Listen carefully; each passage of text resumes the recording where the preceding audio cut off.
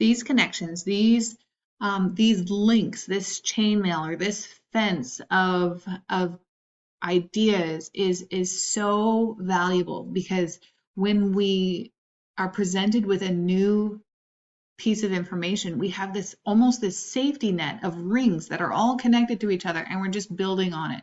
When we teach skills like, say, like Pythagorean theorem, and we teach it as a discrete skill, we haven't activated prior knowledge, we haven't connected it to a context, we haven't connected it into different application problems, it becomes just a single ring that kids will just throw into the recesses of their memory, and maybe they'll pull it back out and maybe they won't, but it is not connected. And so then we always say this, well, why can't they apply? I just explained to them how to find the perimeter of a circle, but they can't actually apply it when they see it in a different context. Well, that's because they learned it discretely. It's just a singular ring that's not connected into a fence or into a piece of chainmail. And so organizing like this is really, really important. So in the information that will be shared with you, this is the order that I do stuff in. So each learning objective has this. It starts with how many days is it going to take? What are the overall curriculum objectives that we're going to accomplish? What are the main learning objectives? So what are the main things here? And so you can see these are written as I can statements, because this is student-friendly language and it should be familiar to what they have done in elementary. Each day in the activities is laid out. So day 1, what are we doing? And in the folder, all of these are live links, so you can click on them and have access to the resources right there. And to be honest, sometimes I have the specific expectation linked and sometimes I do not. So this organization piece is key to making sure that we cover the content in a way that makes sense without it becoming too repetitive and without creating that silo effect. Okay, how are we recording all of this information? So my mark book is where everything goes down. I love my mark book. I would give it a 5 out of 5 star. It takes a bit of time to set up, but it goes for the full year. So what you're going to do in Google Sheets, you are going to create a column for each of these learning objectives covered. You can use the ones that I've suggested. You can use the ones that other math teachers have suggested. You can use the ones that you have come up with that are important to you and your district and your learning goals.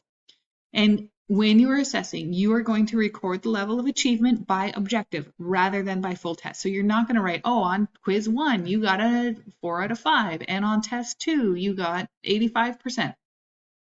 When you fill this in, you're using the independent work day, that assessment day that has that big legal size paper.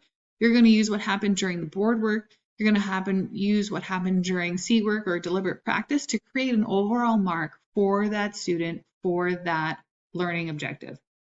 And then this is what I do. When I communicate this information back to students, I am only giving them feedback. I am not giving them a number. I am not ranking them.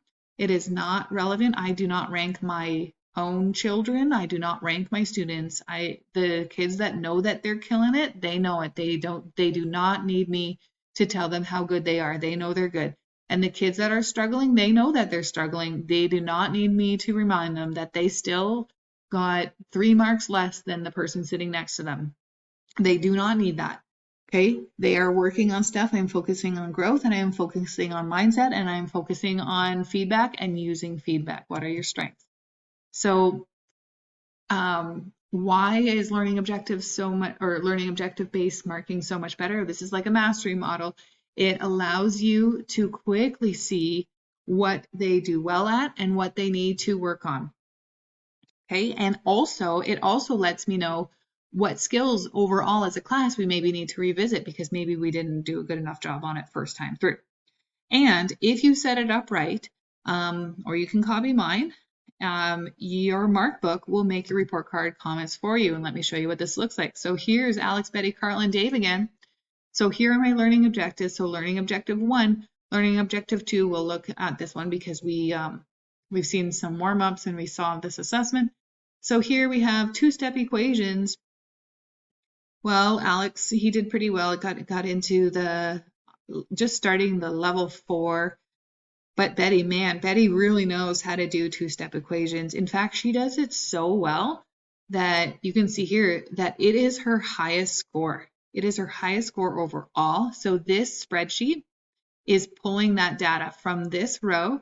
It says the highest score in this row is two-step equations by Betty, and that's her strongest skill. Now, also, Betty is not so great on table of values, which actually happens way later down in the spreadsheet. So you can't see it, but she's not so great on table of values. And so if I were to write a report card for Betty, I could just say, oh, Betty, you do an amazing job solving two-step equations. Keep practicing table of values, though, because that's so important to understand that. So my mark book right here, it's telling me. And then I've got Carl. He's really, really good at writing equations. Nice job, Carl. Not so good at fractional operation. Not so good at fractional operation. So Carl, amazing job at writing equations. Next step for you, let's practice some fractions. And maybe I would be giving out a fraction operation practice sheet if I had the capacity to do that. Sometimes that falls off on my plate. Okay, and look at poor Edna here, not doing so hot, mainly sticking with the mild or medium questions. So this is like a level 2, we're in here somewhere. But this Lego project, Edna just nailed it. It was the best thing that Edna did. So we're celebrating that, and we're reminding Edna that Edna also needs to work on table of values. All right, so main takeaways here is that there are a bunch of strategies. So I set these up like recipes. I hope you noticed that. So individual results may vary. Like we can do the same recipe in my house and in your house, but it's not going to be exactly the same because we're a little bit different. Our families are different, our styles are different. It's a little bit different all the time. And I might add some flavors that really suit my group. And you might not put onions in it because your family really doesn't like onions. So these are just recipes. You can adjust them as you see fit. Okay. Now, with that said, no one wants to eat the same thing every day. So as good as any of these strategies might be, you can't have this all the time. You have to switch it up. Variety is the spice of life. Okay, so sometimes you do a straight up like lesson at the board and you make them take a note. And sometimes you do thin slicing. Sometimes you do an activity at their desks, and sometimes you do an activity at the boards. Switching it up keeps it fresh. It engages all of the kids. They don't get bored. Sometimes you switch it up. You do a project. And I think most importantly is that a good meal consists of more than one item. So none of the strategies that I've presented today should take the full 75 minutes, except sometimes kids do on that final independent day. Sometimes kids do want the full 75 minutes. Not typically, but it is possible, and they should have as much time as they want to. If they're still working, they can have that time. But we should be making sure that we're offering a balanced meal for the kids. Okay, so there is time for them at their seats. There's time for them standing up. There's time for them talking to their peers. There's time for them to be quiet. So all of this is happening all the time, no matter how they're doing it. Okay. So there's a lot of talk about how do we record observation and conversation data.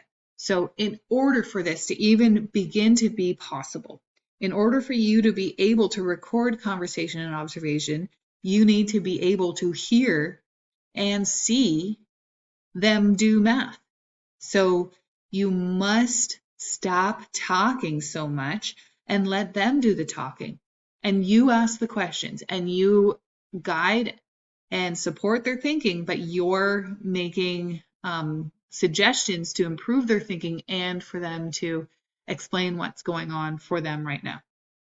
Okay, and then because you have that feedback loop closed through that homework check, you have an opportunity, a mechanism that you're going to sit down right away after class. You're going to look at that deliberate practice work and you're going to write down. And now, so if one kid, let's say one kid has copied off of another kid the entire worksheet, you know this today. So you're going to copy that down right now, that you didn't, even though their sheet is totally perfect and it might be enticing to highlight it green, it's not actually green. It's not a legitimate green. It's a copied green. And so you're going to take a note right there, right then, that they still need to demonstrate learning on this topic. Okay. If you want them to be able to make connections, if you want them to be able to connect that next loop of learning to a previous loop of learning, you have to start where they're at. Otherwise, all you're doing, maybe they are really, really good at Pythagorean theorem, but all it is it's a theorem that it's going to just stick just in a pile of hoops, and it's not connected to anything, and it will be forgotten. It's just a discrete algorithm. It's not connected. It will just be forgotten. Okay, so these are my main things. Keep switching it up. Have more than one thing. Make sure you let them talk.